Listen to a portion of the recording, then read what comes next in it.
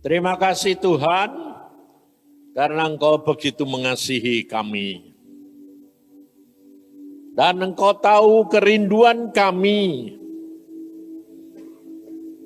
karena Engkau segalanya bagi kami. Tetapi Engkau tahu jiwa dan tubuh kami tidak mampu, Tuhan, untuk mendudukkan Engkau di dalam diri kami yang kami butuhkan. Karena jiwa kami, tubuh kami masih hidup di dunia daging, dunia kenyataan, dunia yang kita lihat dan kita dengar. Maka dari itu Tuhan, tolong kami.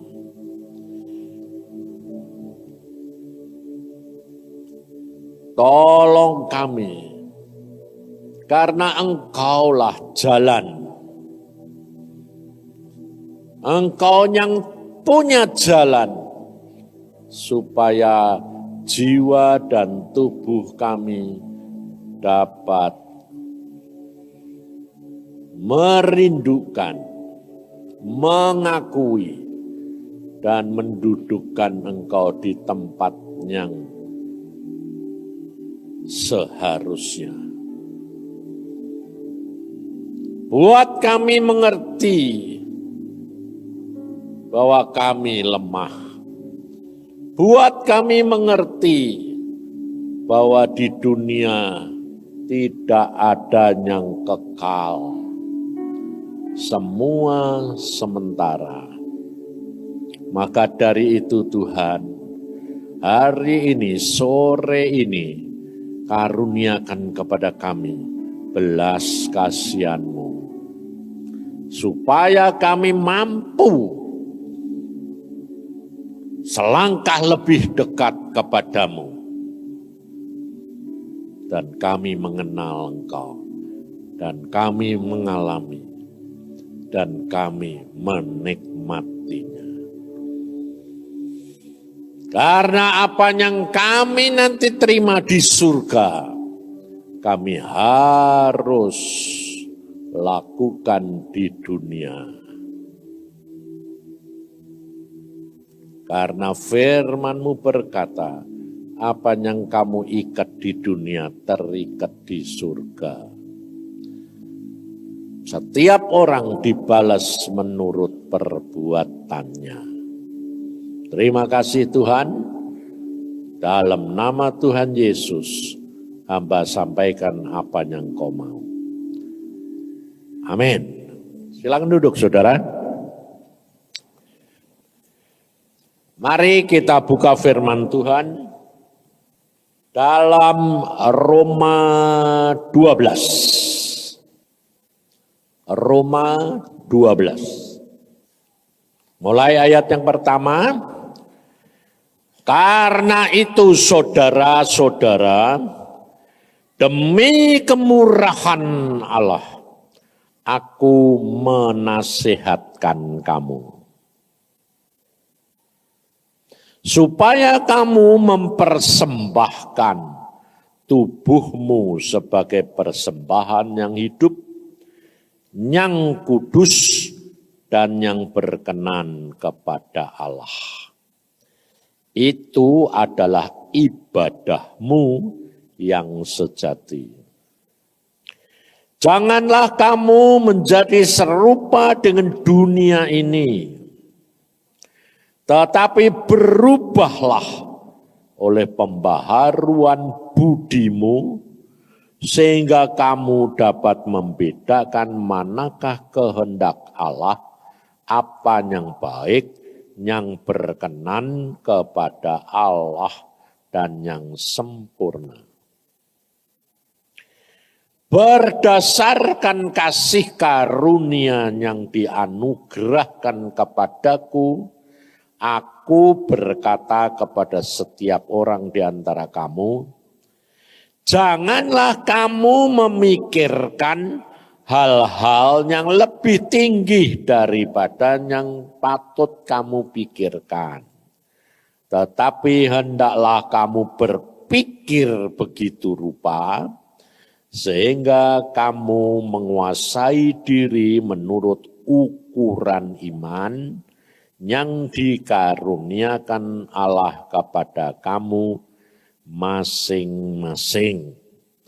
Sebab sama seperti satu tubuh, kita mempunyai banyak anggota, tetapi tidak semua anggota itu mempunyai tugas yang sama. Demikian juga kita, walaupun banyak, adalah satu tubuh di dalam Kristus, tetapi kita masing-masing adalah anggota yang seorang terhadap yang lain. Nah, saudara, hari ini sama tadi pagi sama kemarin sore itu beda. Kalau kemarin sore pemuda itu Tuhan bilang, aku mau memilih, aku mau menyiapkan mereka generasi yang di bawah daripada yang sekarang. Sampai saya tidak bisa mengerti karena gini, kenapa? Karena Tuhan sudah ngomong, kamu waktu di Manado itu aku suruh nahan kemarahan setan 3 tahun. Jadi Manado itu tahun 2000 berapa ya? 6. Baru setahun.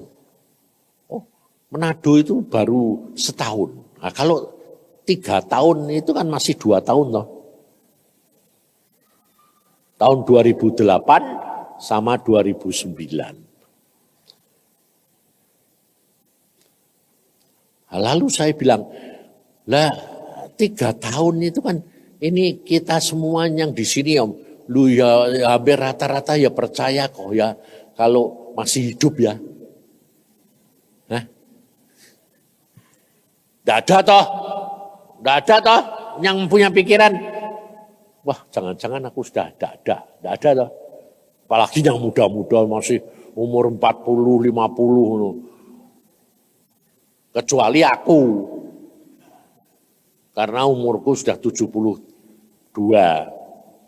Dan dari umur dulu mula aku sudah selalu punya pikiran, wong kita tidak tahu hari esok, siapa tahu mati. Jadi saya tidak pernah menyiapkan nanti gini, nanti begini, enggak. Hari ini dilewati hari ini saja, besok urusan besok. Kalau masih hidup ya jalani, kalau sudah pulang ya syukur. Dan justru itu yang Tuhan mau. Karena itu firman Tuhan berkata apa? Hari ini ada kesusahannya sendiri, hari esok ada kesukarannya sendiri. Wes tidak usah dipikiri. Mbok pikiri ya malah bingung. Wong ya ndak ngerti. Buat apa sih? Kok kamu takut, khawatir? Wong kamu hari esok ndak ngerti ya. Ya memang Tuhan, aku yang ngerti. Harusnya begitu. Tapi kekhawatiran, pikiran, masuk dewek itu, datang dewek atau kamu bikin-bikin? Datang dewek toh? Nah, ini masalahnya saudara. Pikiran, kekhawatiran, ketakutan itu datang sendiri. Padahal kita harus mengatasi itu. Karena apa? Karena kita sudah hidup di dalam dunia, sudah diprogram dalam pikiran kita ini seperti komputer. Diprogram, jadi nanti keluar dewek. Karena apa? Di programnya apa? Kita harus punya visi, kita harus punya misi.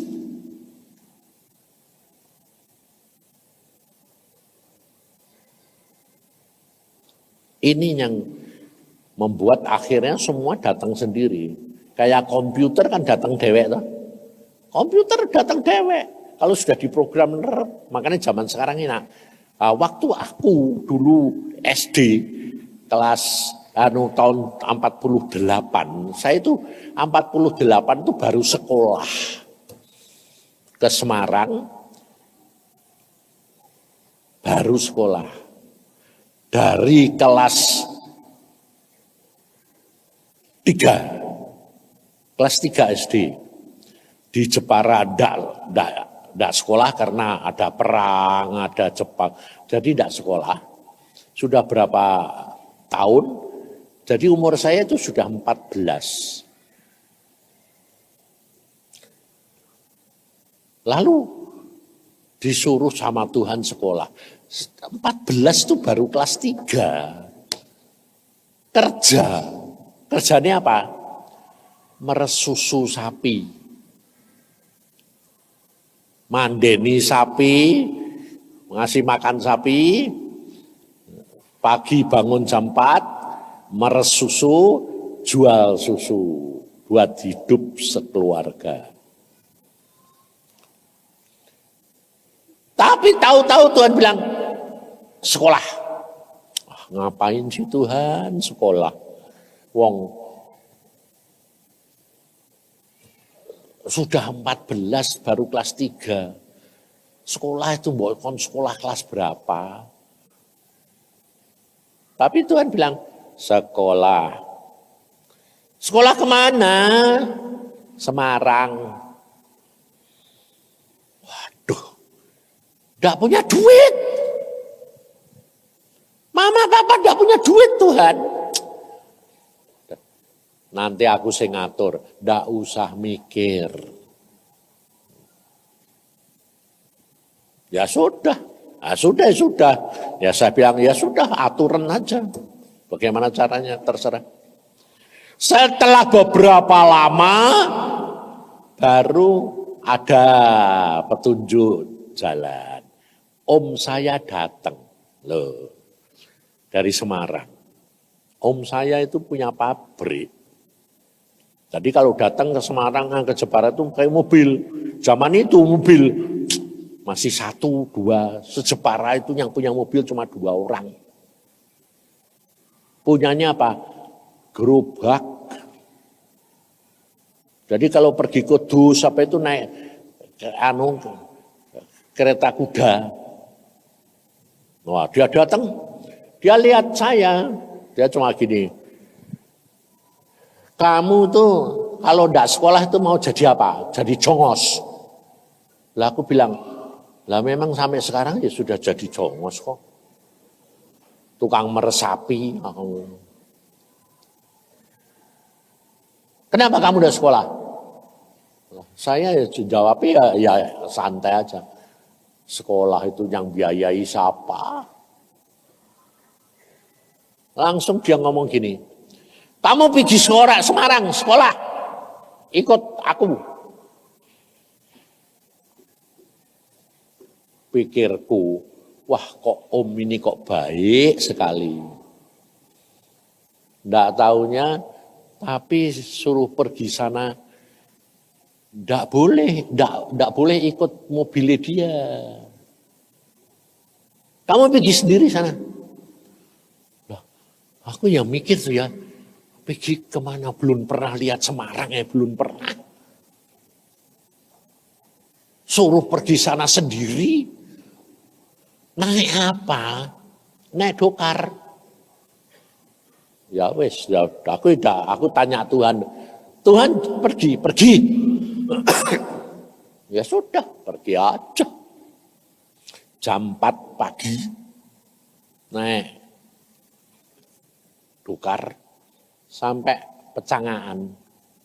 Dari Pecangaan ke Mayong, dari Mayong ke Kudus, dari Kudus ke Demak, Demak Semarang.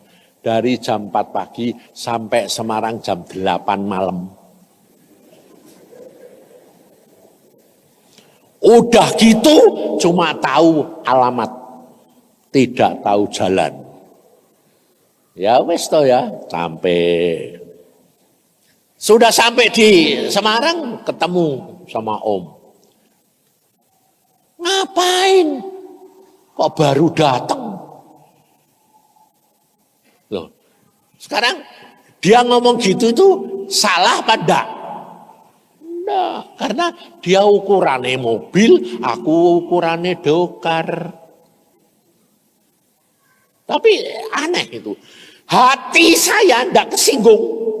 Rasanya itu, puji Tuhan wis tekan, ya toh, enggak apa-apa toh. Enggak ada yang telat toh. Pokoknya kan ora terlambat sampai. Ya. Terus mulai sekolah, saudara. Wah, rasanya itu ayem. Wah, aku bisa sekolah. Sampai di sana ditanyai direkturnya, mau masuk kelas berapa? Lah aku orangnya jujur loh, terus terang 3. Dengan satu kebanggaan loh. Bukan malu, bangga. 3. Itu gurunya itu bahasa Cina. Kayak manggil Shenzhen apa zaman itu. Aku tuh isa bahasa koi tapi sekarang hilang kabeh. Memang ini enggak tahu ini, blank. Hilang sama sekali. Enggak bisa ngomong bahasa Cina sekarang. Padahal aku sekolah Cina itu kelas 6 loh. Bisa ngomong. Sebabnya apa? Di sekolahan itu kalau ngomongnya salah didenda. Nggak ngomong Cina didenda. Dan zaman itu denda nih. Nggak zaman sekarang. Didendanya duit. Zaman itu geblek. Tangan ini gini geblek 5 kali, 10 kali. Duh. Jadi isa. Jadi ternyata saudara tahu. Hidup saudara sama Tuhan perlu dipaksa dah. Nah, itu makanya. Kalau saudara tidak minta sama Tuhan dipaksa, tak akan sampai. Kenapa? Karena kita ini terbatas. Sehingga saya bilang kelas 3, diketawai sama guru kepalanya. Apa? Kelas 3? Lah kamu kayak tiang listrik tinggi segitu. Kelas 3 nanti ya jadi Goliat, dibuat mainan Daud. Loh tapi bagaimana Pak? Wong memang saya kelas 3 belum selesai. Enggak apa-apa. Loh kok enggak apa-apa piye? Masuk kelas 5. Hah? Masuk kelas 5. Loh, lah berhitung enggak bisa baca, belum bisa Pak. Saya kelas 3 itu baca bahasa Indonesia itu belum lancar. Lalu, enggak apa-apa, nanti di kelas 5 saja. Kalau nanti 3 bulan enggak bisa turun kelas 4. Kalau 3 bulan lagi enggak bisa turun kelas 3. Oh ya, itu ya baik ya, lumayan dah. Nyobalah jalani aja. Makanya saya sekarang ini bisa ngomong, gelinding baik. Toh Tuhan yang ngatur kita. Dan saudara tahu, Tuhan itu luar biasanya. Sudah masuk kelas 5, kayak kena tulup. Tiap pagi masuk, tanyai, siapa yang enggak bikin PR? Langganan. Kalau gurunya tahu saya gitu mesem dia, oh biasa. Siapa yang enggak bawa bikin PR? Saya. Siapa yang tidak bisa? Saya. Itu tiap hari ya. Dan saya berdoa, Tuhan, Engkau suruh sekolah jam tanggal kelas 5. Lah ini kok enggak mbok tulungi, enggak bisa apa-apa itu piye? Berhitung enggak bisa, baca enggak bisa. Saudara tahu, saya itu sampai sekarang enggak bisa lupa pengalaman itu. Kenapa? Ditanya, Apa artinya beranda? Apa beranda itu? Sebab suruh baca, kita ibu duduk di beranda. Apa itu beranda? Ya ngerti saya. Ngertinya apa? Jobo. Tahu nih beranda itu? Oh, udah jobo. Nah, tapi bahasa Indonesia nih jobo itu apa? Gak tahu. Tak pikir ya, biasanya ya, wis jobo, yo jabak.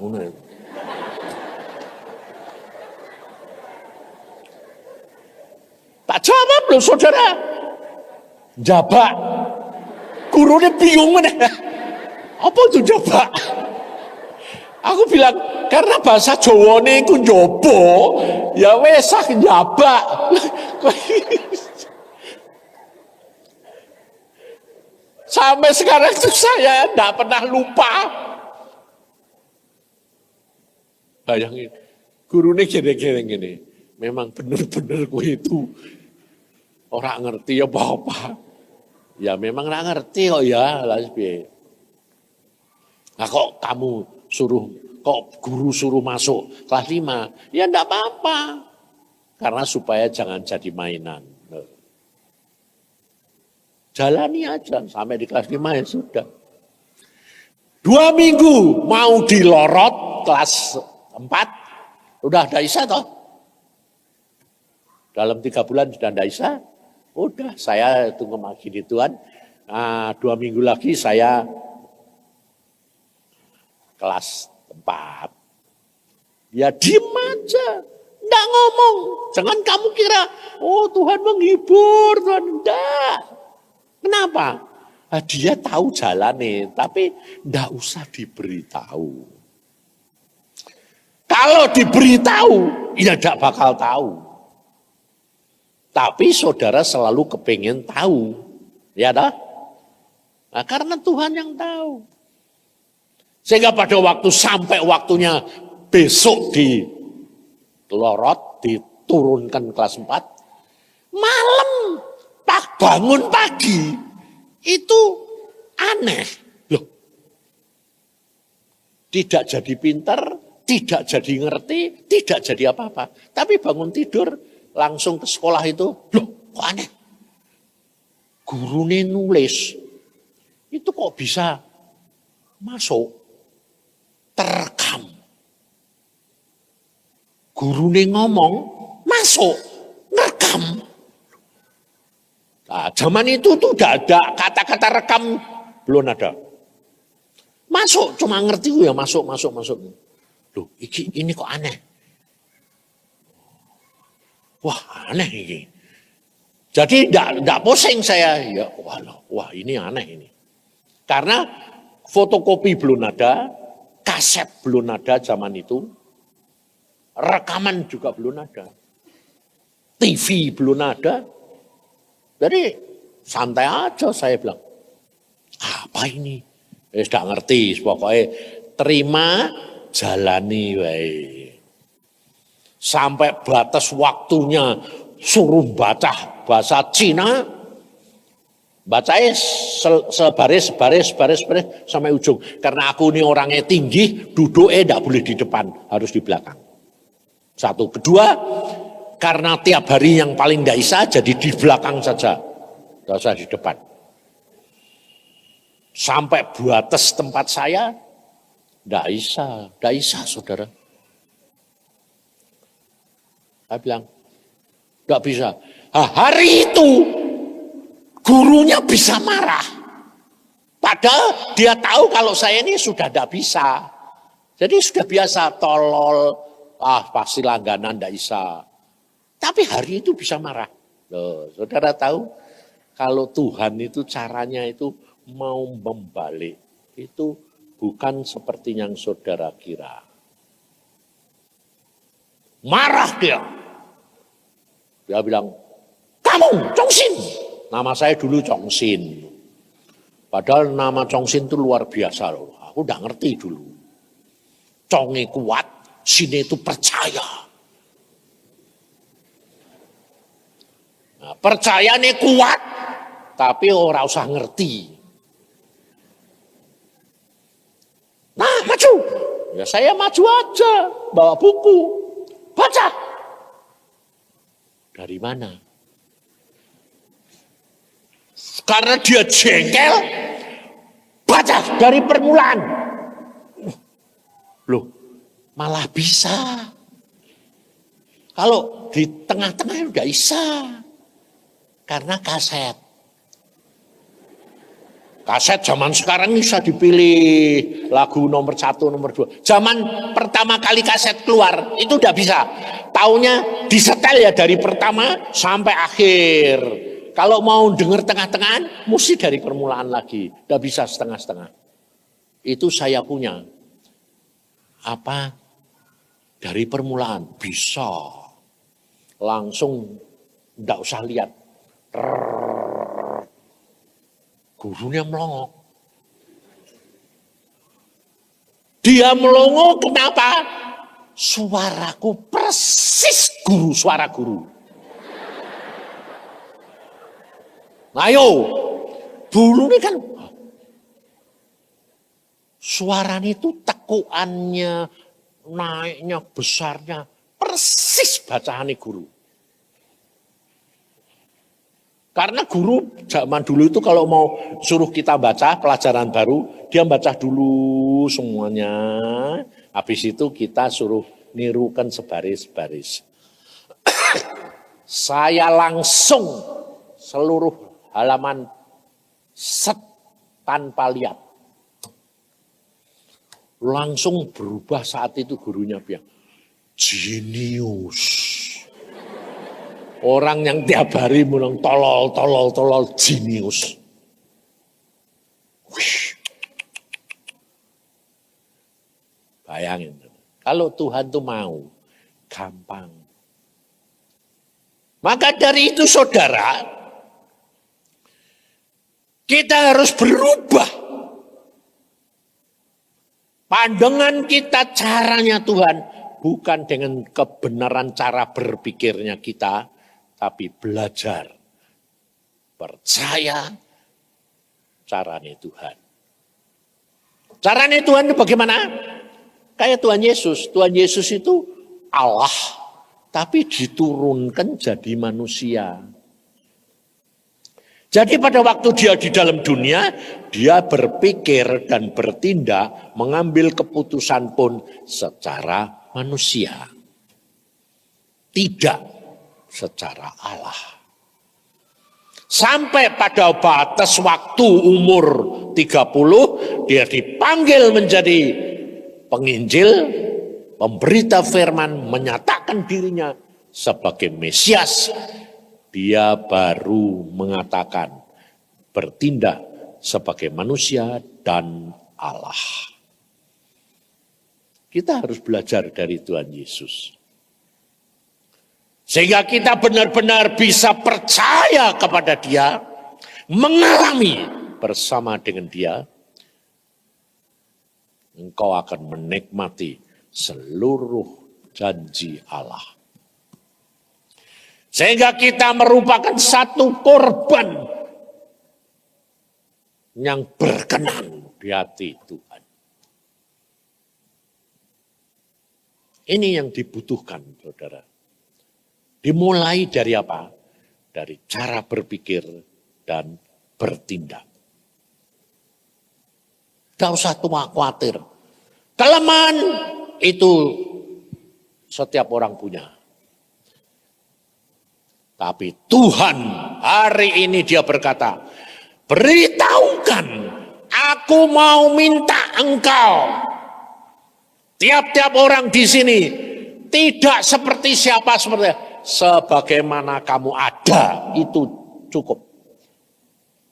Karena kalau kamu bisa menerima keberadaanmu, itu kamu memuliakan Bapa. Mengapa kita memuliakan nama Bapa kalau kita bisa menerima? Karena berarti kamu itu tidak menyalahkan Bapa. Kenapa aku dilahirkan begini? Kenapa aku dilahirkan begini? Itu berarti kamu menyalahkan. Tidak mengucap syukur. Kamu dijadikan gini itu karena aku punya rencana. Karena kamu merupakan anggota tubuh Kristus, aku punya rencana. Kalau tiap bagian itu melakukan bagiannya, maka rencanaku dalam hidup semua jadi. Itu yang aku mau. Jadilah orang yang berkenan. Bukan berkenan kepada dirimu, tapi berkenan kepada Yesus. Coba saudara perhatikan, kalau makanya saya berkata baca Alkitab, baca Alkitab. Kenapa? Karena dari pertama kali saya ketemu Tuhan Yesus itu, jadilah hambaku. Aku bilang, tidak mau. Kenapa tidak mau? Tidak enak. Terus Tuhan bilang, kalau kamu baca Alkitab, kamu ngalami, kamu hidupmu enak. Enaknya apa? Rohani jasmani.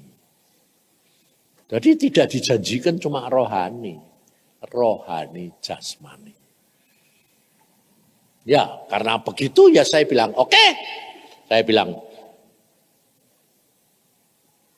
bagaimana caranya? Baca saja Alkitab dari permulaan sampai akhir.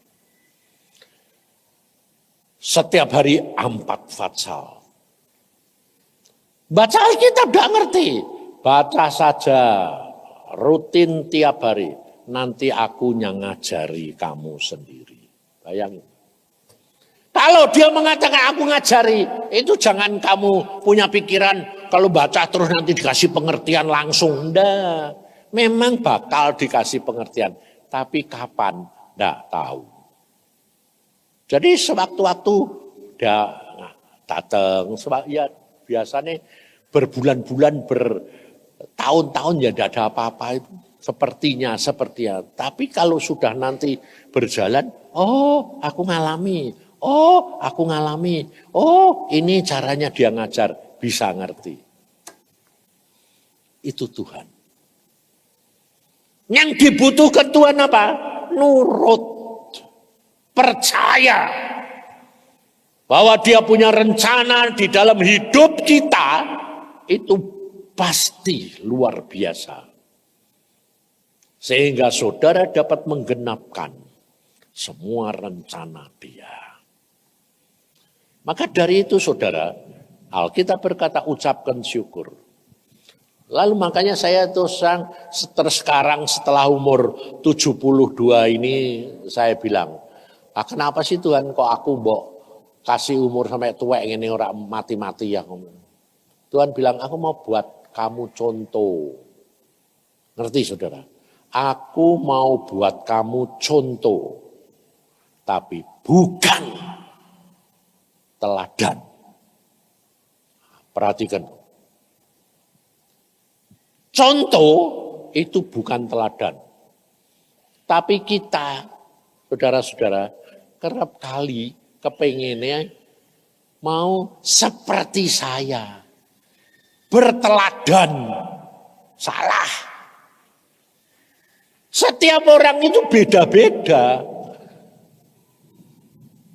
Aku bilang gini, kenapa mau buat contoh?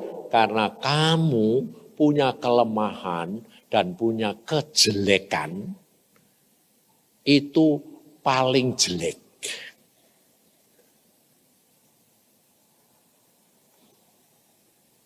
Watakmu itu tidak ada yang baik. Tapi di dalam Yesus, semua bisa diubah. Bayangin saudara, sampai saya tanya, kenapa sih Tuhan kok kowe pilih orang yang modelnya kayak gini? Loh, kalau aku tidak cari orang yang seperti kamu, cari orang yang memang baik, lah ya tidak jadi contoh. Contoh.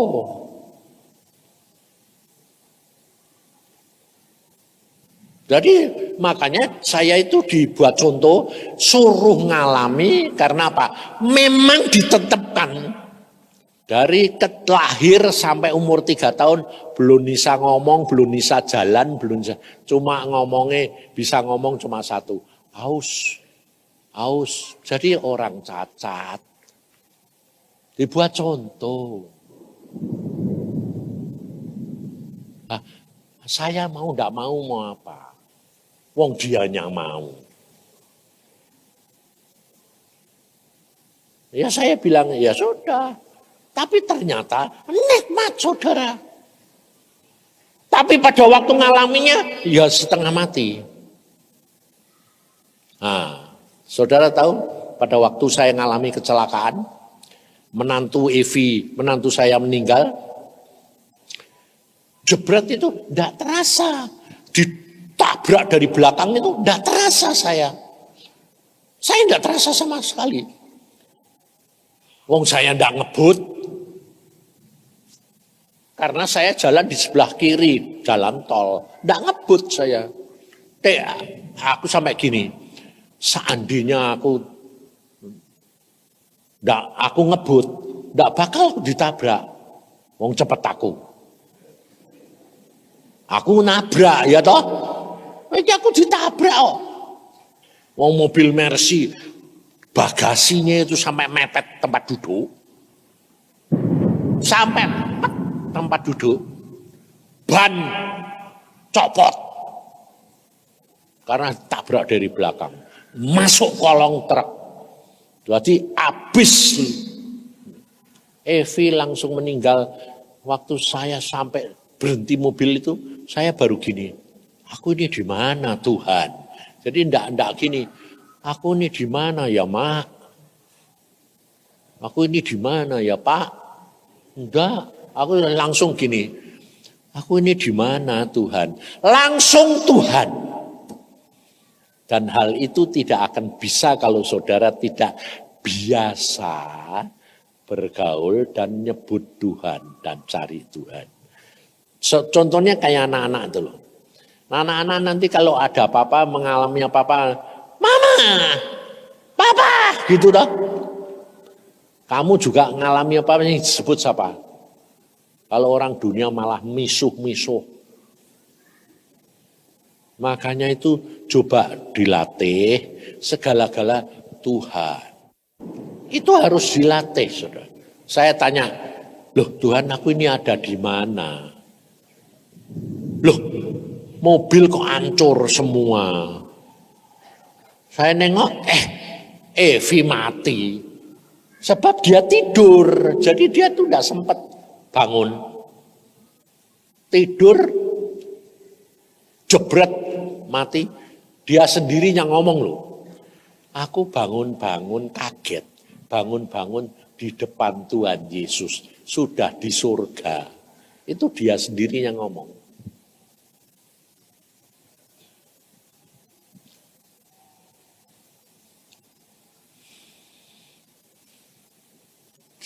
Jadi tidak sakit, tidak ada sakit, tidak terasa sakit. Lalu Tuhan Yesus melihatkan dia bahwa saya mengalami tabrakan.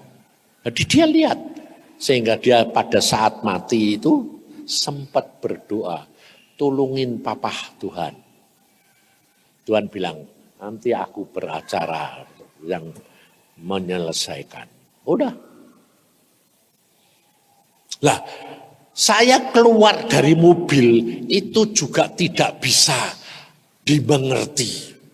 Karena aku tidak dikeluarkan oleh orang, keluar dewek. Mobil hancur gepeng, kok aku keluar itu dari mana? Bisa keluar tuh, tahu-tahu di luar tuh.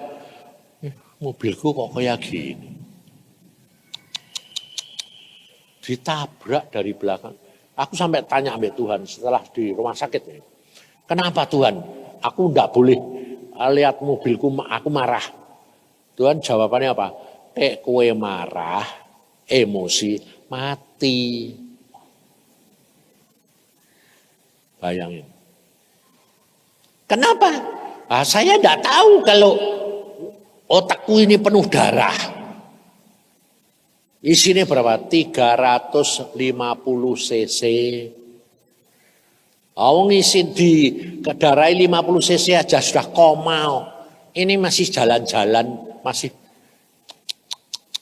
mata ini setelor-telor darah tok. Keluar, ada orang datang, lalu bawa ke rumah sakit kecil di Dauan. Saya, wah ini piye ini, hubungin istriku sama anak-anak ini bagaimana? Wong kita baru pulang dari doa peperangan. Oh saya ingat. Evi itu bawa handphone. Nah, tapi wong aku tidak bisa menggunakan handphone. Orang itu malah nolongi, Pak ada handphone. Oh ya, ini ada handphone. Tolong hubungi nomor ini. Jadi orang lain yang telepon. Aku enggak. Di rumah sakit, ya enggak diapa-apain. Jangan saudara kira langsung dokter nolong. Enggak. Terus saya telepon Denny, saya bilang, Den, jemput papa Den. Loh, papa di mana? Wong, papa tadi di belakang saya. Setengah jam, saya berangkat dulu. Tabrakan nak, mobilnya hancur nak, Evi mati nak. Evi mati mah? Iya. Ya wis, dia datang pakai mobil CRV. Saya dijemput dibawa kemana Pak? Ke Jakarta aja Pak. Ke rumah sakit Siloam. Nggak, Tuhan bilang, Boromius pulang ke Bandung. Tadi naik mobil biasa. Diterima dokter, teman-teman dokter itu di sana di Boromius bilang, loh kamu tadi kesini pakai apa? Pakai mobil biasa. Duduk biasa. Iya. Langsung dimasukkan ronsen di CT scan. Otaknya enggak kelihatan. Yang kelihatan cuma darah tok. Malah tanya aneh gini, bagaimana kamu bisa hidup? Bingung enggak kowe? Lah orang hidup ditanyai bagaimana kamu bisa hidup, jawabnya piye coba? Loh, kenapa? Loh, kamu ini enggak mungkin hidup. Kenapa enggak mungkin? Otakmu ini loh, lihat ini, darah tok. Lah terus piye? Lah ya aku ya bingung sekarang. Dokter ini bingung. Bingungin apa? Lah diapake loh. Makanya aku bilang, dokter itu pinter apa bodoh? Sebab kalau sudah mencapai kayak gitu, ndak masuk akal, ndak masuk textbook nama, udah ndak bisa apa-apa. Dokternya bilang apa? Mau diapake? Harusnya dibedah tengkoraknya. Tapi pertimbangannya apa? Umure wis tuwa. Engko dibedah ya malah mati. Jadi, lah terus piye aku? Ya wis lah, diam dulu. Sebabnya langsung jam 4:30 jadi langsung nama saya sudah di Kanada, masuk internet, sudah masuk ke seluruh dunia. 4:30 itu saya sudah diberitahu oleh Denny. Australia telepon, Papa ada apa? Kanada telepon, lu kok sudah sampai sana sih? Lebih cepat daripada orang Indonesia. Sudah di internet, saudara. Terus dapat telepon dari dokter Siloam, Jakarta. Cepat, bawa. Nggak bisa Pak, karena keadaan ini gini. Kirimi helikopter. Tapi untungnya yang ngirimi helikopter telepon sama Iin. Iin sudah di situ. Terus Pak mau dipindah ke Siloam atau Singapura. Semua sudah siap. Sembayang. Ngomong Tuhan, ngomongnya enggak sama mereka, sama saya. Enggak usah pigi-pigi, nanti tambah enggak karu-karuan. Ayo, logikanya di mana? Enggak usah pigi-pigi, nanti enggak karu-karuan. Ngomongnya ya Jawa lho.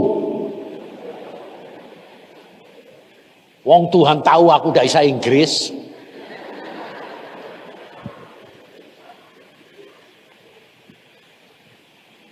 Aku bilang sama anak-anak, "Ndak pergi."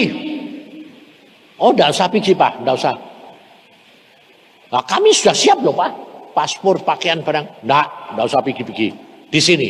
Nah, di sini ndak diapa-apain gini kok, Pak. Ah, ya memang Tuhan ya bilang, "Sudah di sini aja." Jadi ndak diapa-apain. Nah, terus kemudian dokternya tanya, karena 5 dokter yang nanggulangi saya. Dokter bedah otak, dokter internis, dokter röntgen, dokter jiwa, dokter mata. 5 datang dia bilang gini, ada sing sakit Pak? Enggak tuh. Kepala pusing Pak? Enggak tuh. Ah, enggak mungkin. Loh, aku bilang, kok kowe bilang enggak mungkin itu, sing loro kowe apa aku? Aku bilang, ya Bapak, tapi enggak mungkin. Kenapa enggak mungkin? Menurut ilmu pengetahuan. Lah nyatane ora loro kok. Aku ngono. Enggak sakit saudara. Dia bilang enggak mungkin. Wong memar kebenturnya sakit toh Pak. Bapak tahu toh. Ya aku ya ngerti toh ya. Biarpun aku ora dokter umum, dokter gigi.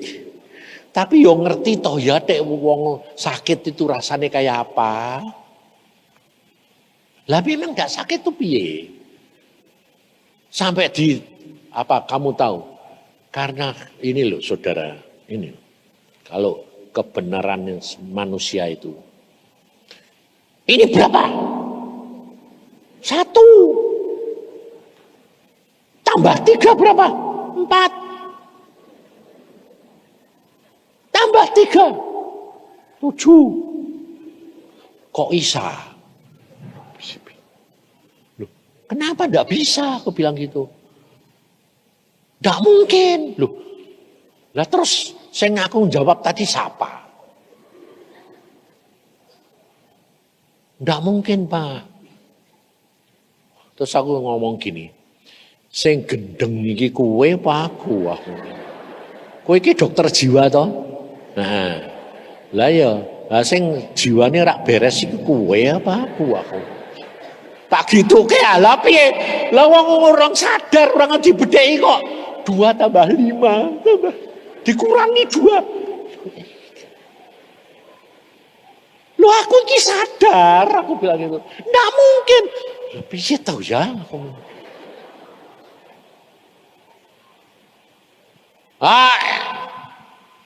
Istri saya bisa kena juga. Kenapa? Nangis. Kenapa? Satu saat aku ki diem, mainan guling, gulingnya tak putar-putar. Istri saya nangis. Aku bilang, loh, gue kenapa kok nangis? Saya bilang, loh, gue kok sudah jadi edan. Loh, aku benar, pateng aku.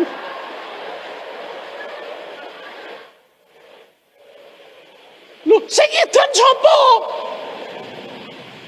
Lah itu guling kok bogo dadi helikopter puter. Loh, wong aku ini kawin mbek kowe itu sudah 40 hampir 40 tahun. Tapi dia enggak pernah lihat kalau aku tuh suka mainan guling. Bayangin 40 tahun loh. Dan memang sampai sekarang loh, aku kalau sendirian ngomong mbek Tuhan mbek muter-muter guling. Soalnya apa? Dari kecil enggak pernah lihat helikopter. Jadi lihat helikopter itu senang. Jadi kerap kali guling tak putar-putar. Nangis. Aku muni, kenapa kowe nangis? Lah kowe kok dadi edan. Kenapa edan? Lah guling mau puter-puter dewek. Lu ndak apa-apa, itu kebiasaan saya. Lah kowe ndak pernah lihat. Karena kowe ndak pernah lihat. Nek ada kowe ndak pernah aku muter-muter. Aku muter-muter kowe wae aku.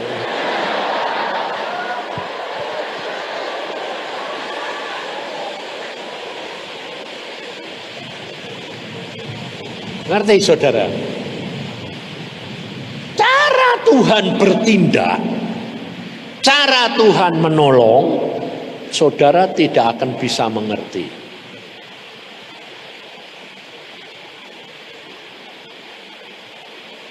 Makanya ada orang ngomong gini, aku lihat Pak Yusa menderita kayak gitu kok masih bisa puji Tuhan. Lah aku bilang, lah puji Tuhan kenapa? Lawang sakit kayak gitu kok bisa iso muji Tuhan. Lawang aku ndak sakit, ndak menderita Pak, ndak. Kenapa? Karena saya punya pikiran dan hati, engkau pasti punya maksud yang baik. Jadi penderitaan sekalipun, mobil saya hancur, si Evi meninggal, saya cuma tanya Tuhan, Evi mati Tuhan. Jawabannya Tuhan apa? Iya. Kenapa Tuhan? Itu terbaik. Iya. Lah saya memang percaya mbak Tuhan. Oh itu terbaik Tuhan. Oke. Maka dari itu saudara, hiduplah dengan Tuhan apa adanya engkau. Ucapkan syukur. Semua masalahmu, kelemahanmu bisa diatasi bersama dengan Yesus. Kekristenan itu mengatasi, jangan lari dari kenyataan, tapi hadapi, atasi dalam segala perkara, dalam perdagangan, dalam usaha, dalam apa, hadapi. Pasti ada jalan keluar. Jangan gerutu. Karena Tuhan berkata, belajar dari Alkitab, perjalanan orang Israel keluar dari Mesir, dituntun masuk tanah Kanaan. Demikian juga engkau dan saya dituntun untuk masuk ke surga. Di dalam dunia, kamu pun dipelihara Tuhan. Tidak ada air, kehausan, jangan marah. Ucapkan syukur dengan iman percaya, pasti ada jalan. Dari batu keluar air karena Tuhan mau. Tapi saudara harus kenali dia. Kalau Tuhan itu kalau bertindak, kalau sudah kamu menyerah total, percaya kepada dia, dia pasti buka jalan. Kalau Tuhan tahu bahwa saya mengalami gegar otak kayak begitu, dan menurut ilmu pengetahuan harus koma, harus sakit, tapi Tuhan lihat, ini orang mau dikasih sakit buat apa? Wong sudah biasa ngucap syukur. Sehingga apa akhirnya? Karena aku hidup di dalam Yesus, maka saya mengatasi hukum alam.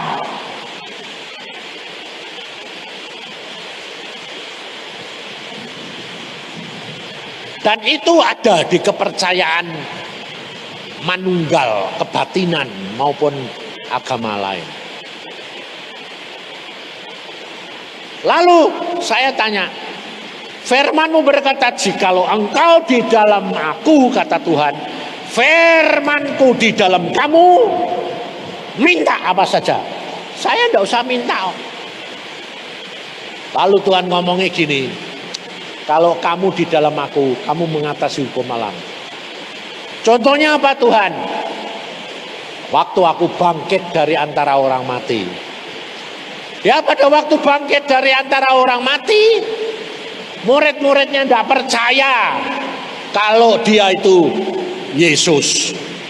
Lalu Tuhan berkata, ini aku, hantu itu tidak bertulang dan berdaging. Tapi ini aku, rabalah.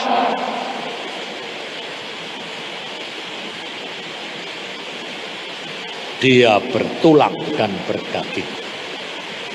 Karena Yesus ini sudah menang, bangkit dari antara orang mati, maka dia menjadi ciptaan yang baru, dibarui tulang dan dagingnya, tapi seperti biasa, makan, minum. Jadi nanti saudara pulang ke surga itu jangan kira kamu nanti di sana tidak makan, tidak minum. Makan, minum. Karena Tuhan Yesus sudah ngomong. Ini waktu perjamuan dia berkata gini, ini aku minum anggur yang terakhir di dunia. Sampai nanti aku tiba di surga, minum anggur, minum. Jadi nanti di sana itu makan, minum, kehidupan kayak di dunia, saudara. Makanya ada dan anak-anak dapat penglihatan gini. Dia tuh seneng anjing. Lalu sampai ke surga, loh kok anjing yang dia suka kok ada. Tapi bukan anjing itu, anjing yang persis kayak gitu. Oh di surga ya ada anjing, ada. Makanya pada waktu saya kesaksian, saya bilang, aku ini di hadapan Tuhan tidak lebih dari seekor anjing. Ada orang dengar, oh jadi Bapak, Pak Yusak nanti di surga jadi anjingnya Tuhan. Loh, kamu kok bisa mikir gitu tuh piye? Lah Pak Yusak bilang jadi anjingnya Tuhan, tidak lebih daripada seekor anjing. Bukan nanti aku dari sana berubah jadi anjing. Ya rugi aku bilang gitu. Di sana aku nanti tetap ya kayak Yusa, ndak inkarnasi jadi anjing. Maka dari itu saudara, apa yang engkau alami di dunia, itu nanti engkau alami di sana. Karena setiap orang dibalas menurut perbuatannya. Maka dari itu cepat-cepat sekarang ini saudara bertobat, sadar bahwa selama ini engkau belum menyelesaikan bagianmu sebagaimana yang Tuhan kehendaki. Karena Tuhan berkata, aku tidak menghendaki seorang pun masuk neraka. Tapi kenyataannya banyak hamba-hamba Tuhan yang tidak ada di surga yang sekarang sudah mati. Dan beberapa hamba Tuhan top. Beberapa hamba Tuhan top sekarang ini sudah mati, tidak ada di surga. Adanya di mana? Di alam maut.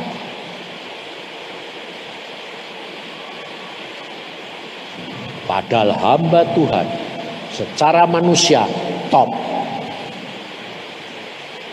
Makanya pada waktu kita ke Bangka, saya dilihatkan ini tulang-tulang kering.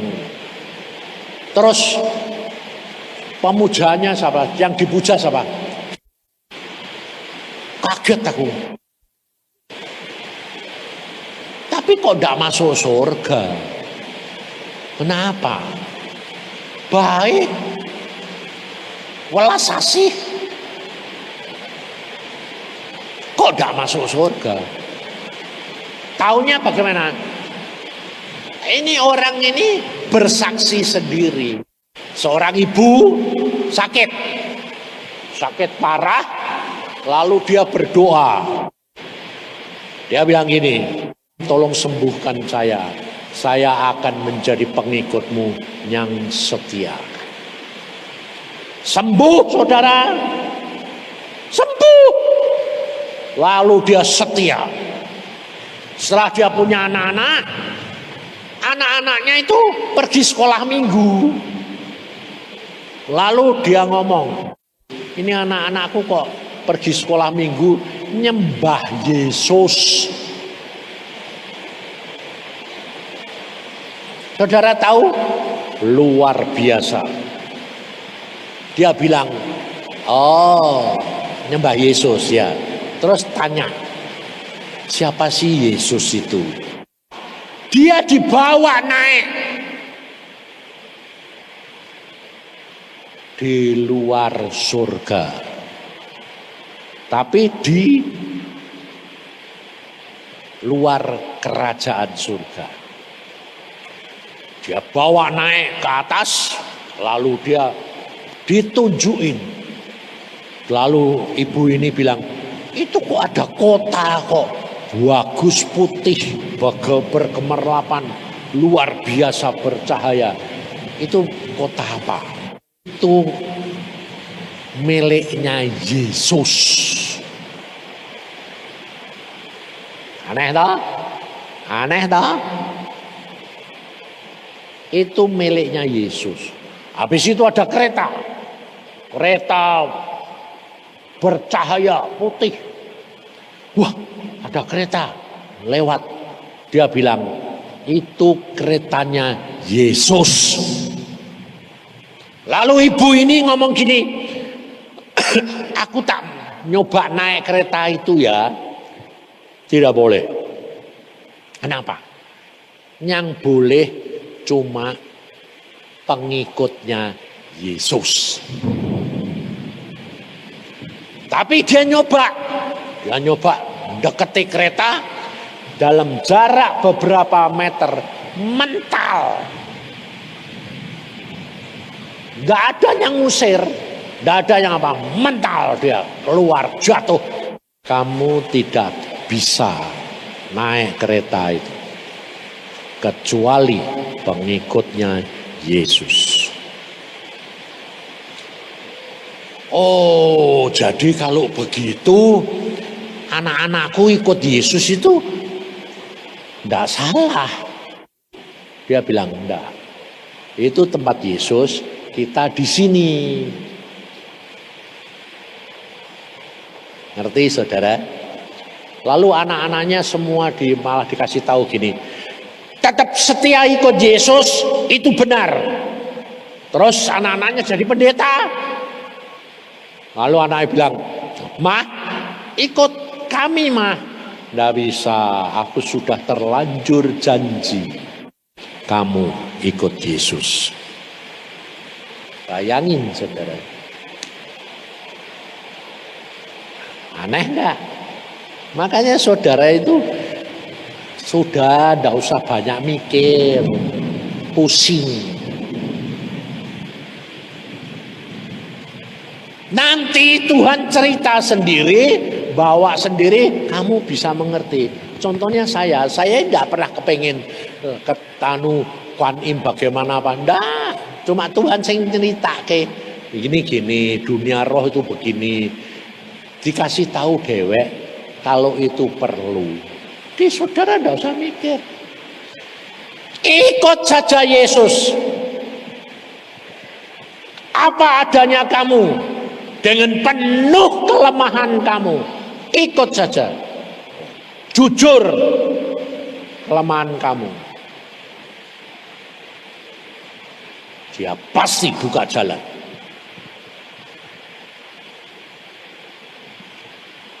Pengusaha, dokter, nah, aku yang ngalami semua. Wong aku waktu pergi ke Irian itu gaji 5 hari habis, tidak boleh praktek. Lalu saya ke Irian tuh, Tuhan, aku mbok suruh ke Irian tuh ngapain? Wong kerja pemerintah gaji 5 hari habis, kok mbok taruh sini? Tuhan bilang, ya enggak apa-apa, yang penting jalani, nurut deh. Ternyata dalam waktu 6 bulan aku jadi orang kaya itu di Irian. Kenapa? Wong enggak boleh praktek. Jadi pedagang. Lah kesana tugasnya jadi dokter gigi 5 kabupaten, tapi di situ tidak ada banyak kerjaan, dagang. Dagang apa? Dagang mebel. Karena apa?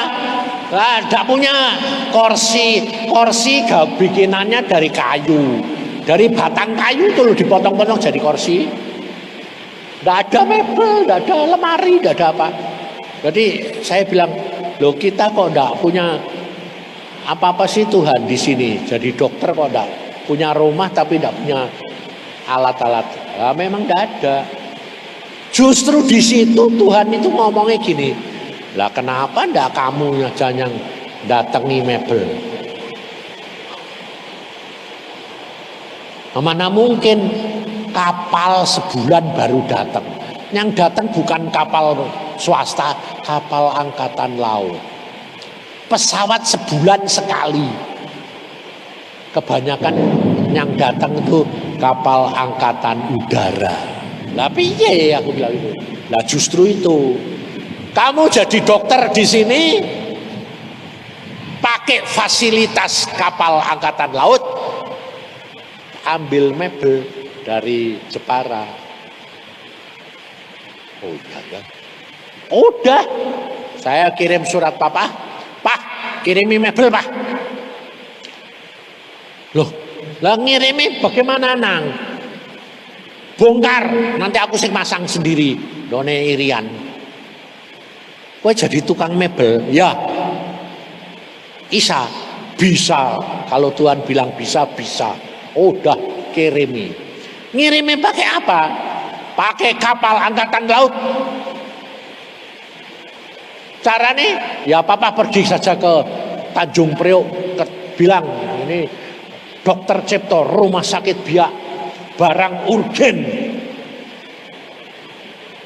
nanti dibawa oleh angkatan laut. Sebab aku dokter angkatan laut juga, dokter angkatan udara, dokter gigi loh, tapi angkatan udara, laut, polisi, tentara, Kodam itu dokter gigi cuma satu saya.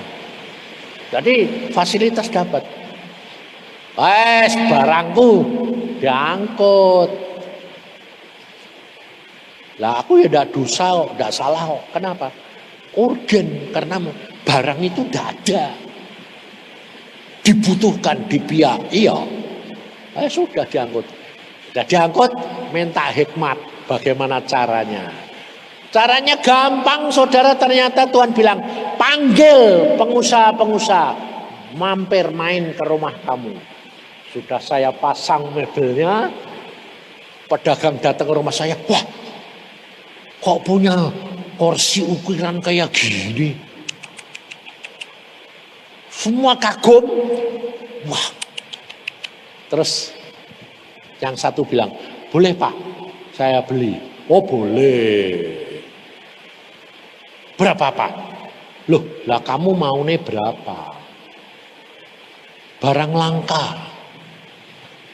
Bayangin saudara, satu setel 25.000. Dibeli 125.000. Nah, bagaimana ndak dalam waktu 6 bulan jadi kaya raya? Wong saya datanginya ndak satu-satu.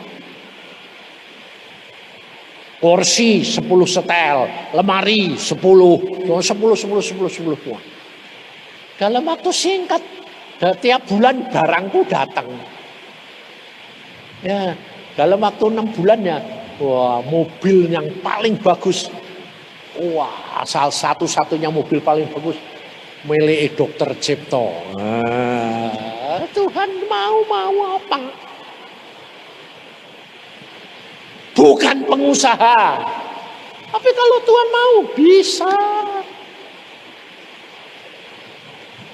Maka dari itu saudara ini jadi apa? Udah ikut terima dengan ngucap syukur. Saudara ditempatkan di mana?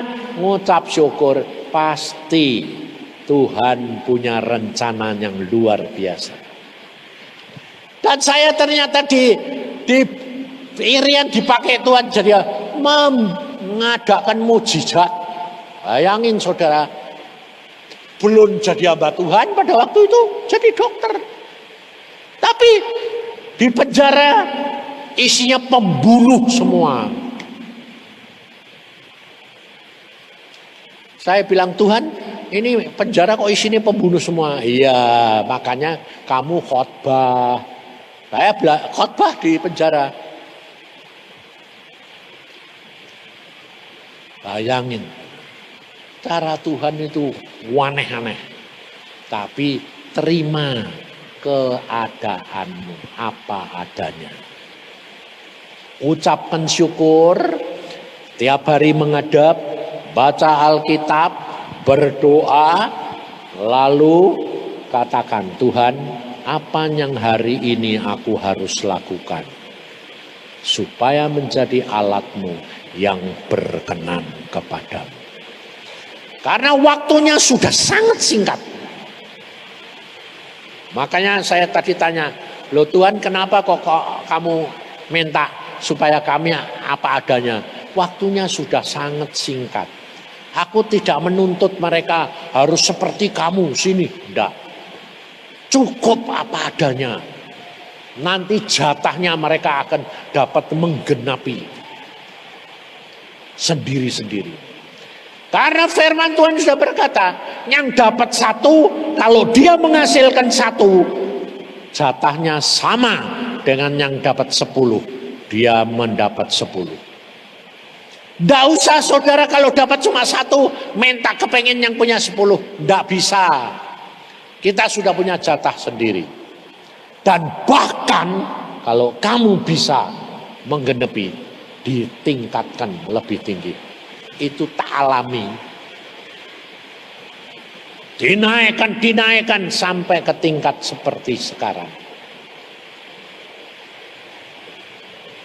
Karena nanti di surga itu ada level kehidupan itu tidak semua sama. Nanti di surga itu persis kayak di dunia ini. Kalau saudara itu nanti hidupmu tingkatnya tinggi, itu di dekat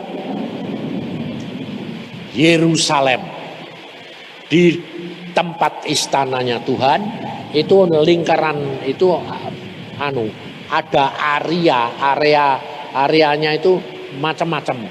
Segini itu area ini, segini area ini, itu tingkatnya itu 14. Jadi saudara tidak usah khawatir. Yang di halaman pun sudah enak, ngemper enak.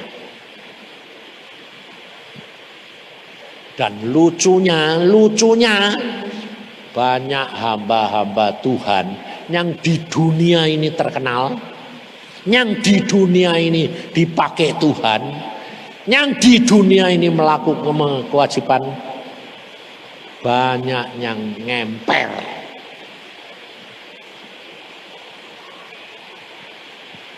Mengapa?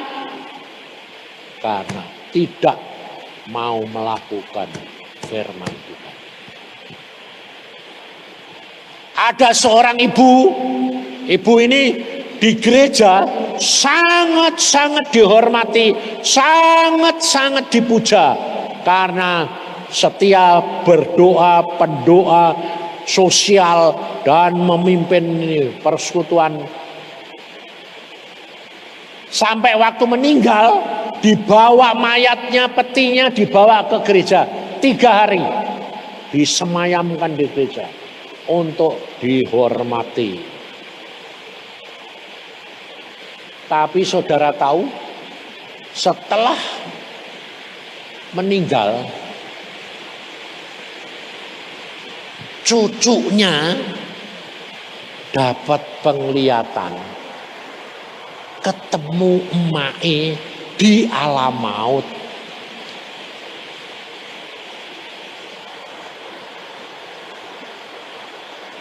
Lalu dia tanya, loh emak kok di alam maut sini? Emak kok susahnya kayak gitu, sengsaranya kayak gitu? Padahal di gereja emak itu dipuji-puji. Jawabannya apa? Aku di sini karena salah. Salah apa, Mak? Tidak mengampuni engkongmu. Dalam bidang apa, Mak? Engkongmu dulu tuh nyakiti hati Mak. Karena apa? Dia punya gandengan baru. Aku sakit hati. Gak tak ampuni. Lalu aku meninggal, Tuhan ngomong, karena kamu tidak mengampuni, kamu pun tidak diampuni. Mati keletek dipuji-puji adanya di alam maut, di neraka. Ngerti saudara? Hati-hati. Ngucap syukur. Jangan gerutu, jangan marah, dan ampuni seperti firman Tuhan. Karena yang menetapkan kamu masuk surga pada itu saat akhir, bukan permulaan, bukan tengah, tapi saat akhir. Maka dari itu Tuhan berkata, ucapkan syukur. Keberadaanmu kayak apa, itu yang aku butuhkan. Aku tidak menuntut kamu yang lain, tapi apa adamu, itu yang aku mau. Mari kita menghadap Tuhan. Kalau saat-saat ini kamu sedang gak puas, kamu sedang kecewa, kamu sedang gerutu, kamu sedang menyalahkan Tuhan, cepat balik. Kesempatannya tidak banyak. Karena Tuhan sudah berkata, waktunya sudah amat singkat. Dan banyak umat ini yang aku harus bawa pulang. Karena apa? Tidak kuat menghadapi kenyataan hidup.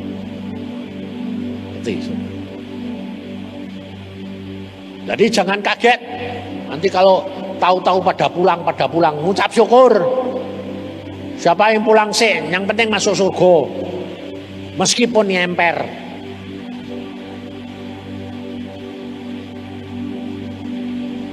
Mengerikan sekali, benar.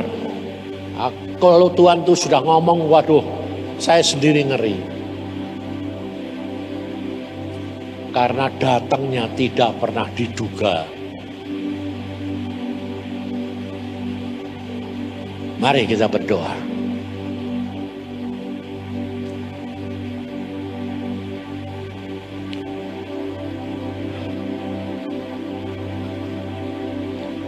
Tuhan, firman-Mu hari ini mengingatkan kami bahwa waktu kami tidak lama lagi. Tetapi keberadaan kami tidak seperti yang Engkau berkenan. Maka dari itu tolong kami Tuhan, karuniakan kepada kami roh pertobatan, roh pengertian, supaya kami mengerti apa yang harus kami lakukan, supaya kami dapat menjadi korban yang menyenangkan hati Tuhan pada waktu nanti kami pulang. Karena ini kesempatan yang Kau berikan untuk kami kembali. Seperti pencuri di atas kayu salib, mengatakan, Tuhan ingat aku. Tuhan berkata, hari ini juga engkau bersama-sama dengan aku di Firdaus. Maka dari itu buat kami Tuhan bisa mengerti. Tolongin kami, ampuni kami. Buat kami Tuhan bisa mengampuni orang lain. Supaya kami boleh masuk dalam kerajaan surga.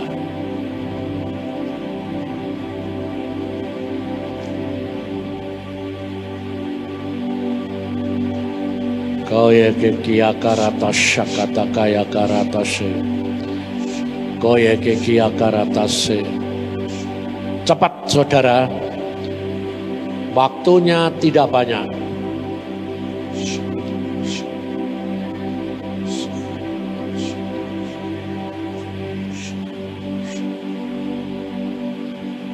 Karena Tuhan mengatakan ada beberapa orang yang harus dalam waktu singkat, Tuhan bilang harus pulang.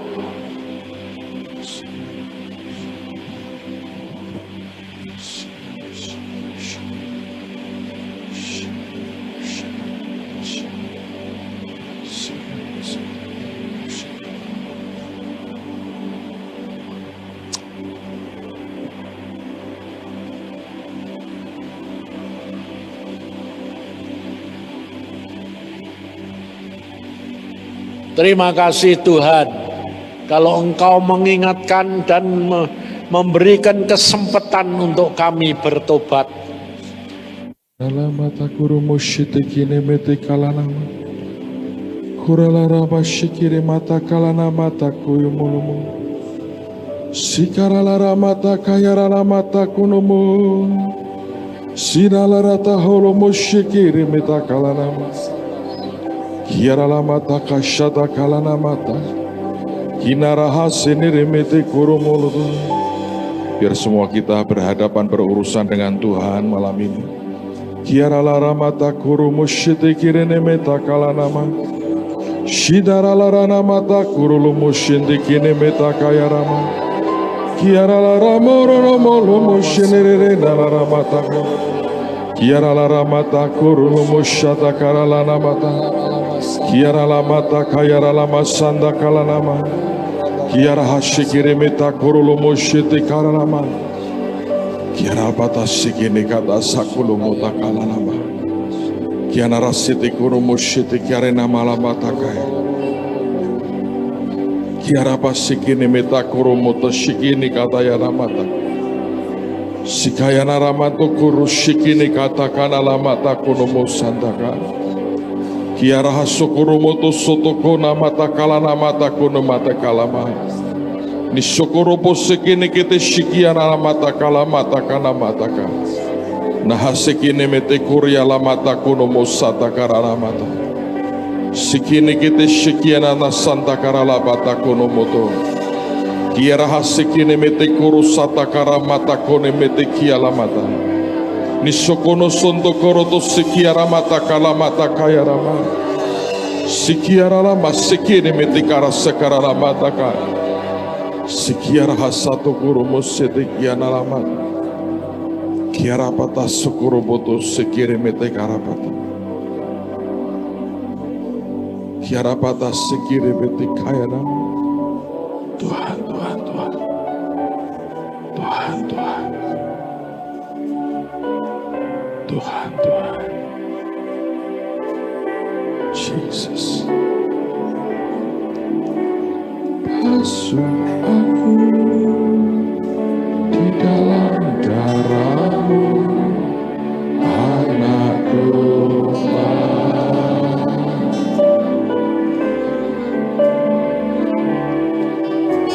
Jangan pilih, luruskan hatiku dengan roh.